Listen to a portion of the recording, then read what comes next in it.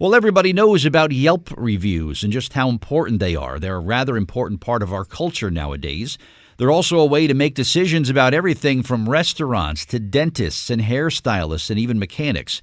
But now the company that is known for helping consumers make educated buying decisions as well, now they're helping small businesses with the launch of something called the Yelp Economic Average, in much the way that businesses look to use the Consumer Price Index or Dow Jones. Very interesting. My guest today on the Jersey Central Newsmaker Hotline is the data science editor for Yelp. He previously wrote for 538. Before that, he was a writer for the Wall Street Journal. Let's welcome in Carl Bialik to WCTC this morning. Hey, Carl, good morning. It's Bert Barron. How are you today?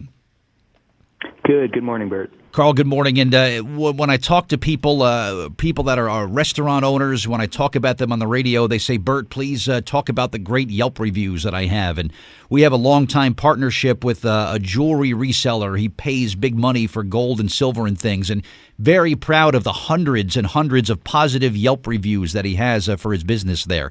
How did this come about, and when did the importance of these Yelp reviews become a way that people would make decisions about buying or getting involved with a business or service? Yeah, this all goes back 15 years now. We're coming up on our 15-year anniversary. Our co-founder, Jeremy Stoppelman, came down with the flu and didn't know how to find a doctor and wanted recommendations, and realized that beyond his friend group, there was a whole wider group of people who really were passionate about helping other people find great doctors and other great local businesses. So even though we're often associated with restaurants, I'm glad you mentioned a jewelry reseller as well. I mean, we really span just about every category of local business there is. It's really remarkable how serious business owners and businesses take these Yelp reviews, because a lot of them say it's kind of a make or break thing for them. So, I mean, as long as there's truth behind it and it's a product or service that people swear by, I think it's great. And so I'm excited, too, about this and learning about this Yelp Economic Average and what's it all about and what exactly does it measure, Carl? What are you hoping to accomplish with it? Great question. Yeah, we really are known for our reviews, and I think they carry so much trust with consumers that is attested to by the small businesses you mentioned wanting to share the word about their reviews, because it's a great way to show their reputation with consumers. We also have so much other data, though. We just on the businesses themselves, we know where they are, what their business hours are, what kind of business it is, what services they offer, what it looks like based on photos that users upload. And then we also know a whole lot about what consumers are interested in. What are they looking for? What categories are they viewing businesses in?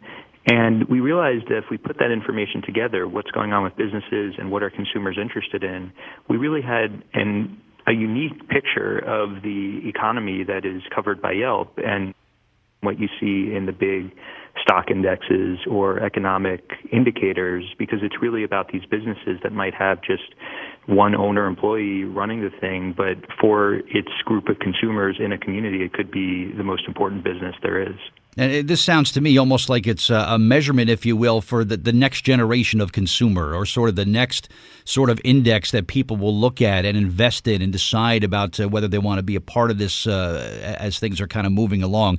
Does it differ than the current things that we look at every day now, Carl, like the S&P? Is it sort of a different measurement and a different sort of test, if you will?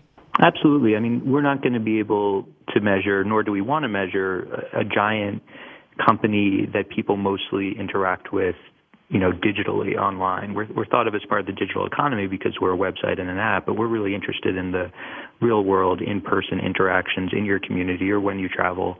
And a lot of those businesses are just never going to be included. I mean, the S&P, the Dow Jones, they're covering giant companies. We're often talking about one or two employees in these companies, but add them up across the country, and they're the vast majority of businesses. They're a very large percentage of the economy.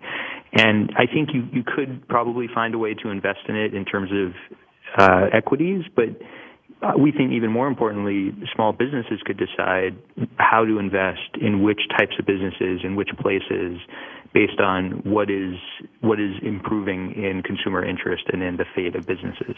When will this the data be available? Is this sort of like a quarterly average that's going to be made available to the public and to the consumers? I can tell from my industry, I get a week-by-week breakdown of my audience. I can tell who is listening and where they're listening and when on a week-by-week basis. As far as this data here, this Yelp review here, this Yelp list here, when will that be available? Is it a quarterly thing, a weekly thing, a daily thing? When will the information be available? Yeah, great question, and one we've thought about a lot. Right now it's quarterly. We just released the fourth quarter 2018, and we're in April. We're planning to release the first quarter 2019.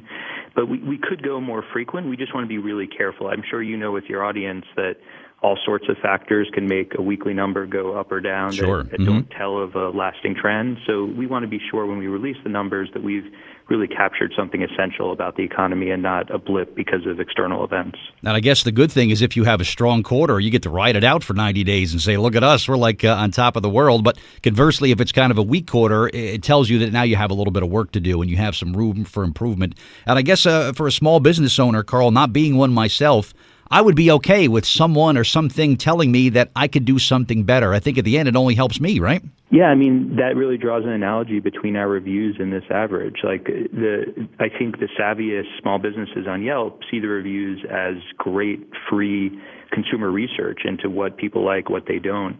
And we're really hoping this average is helpful to small businesses, to policymakers as kind of free information about what's working, what's not, and where the growth areas are. Well, thank you, because I think you took me to my next question. I was going to ask you, is there a buy-in process if a small business wants to get involved with this Yelp list here, this Yelp review that you're talking about, and this Yelp Economic Average? A buy-in for businesses, or this is something that they wouldn't have to pay additional for? Yeah, this is free to the world. We also give businesses very custom information about just how they're doing, and there's a whole free package of tools and information at biz.yelp.com for businesses that are really laser focused on how they're doing. But if they also want to see how their community is doing, how their business category is doing, yeah, this is just available to everyone. All right. Well, we look forward to that. Carl Bialik, data science editor for Yelp. Great to have you on the show today. This is good information, and anything that helps small business, particularly here in New Jersey, I'm a big fan of, Carl. So thank you for the time today, and good luck with this.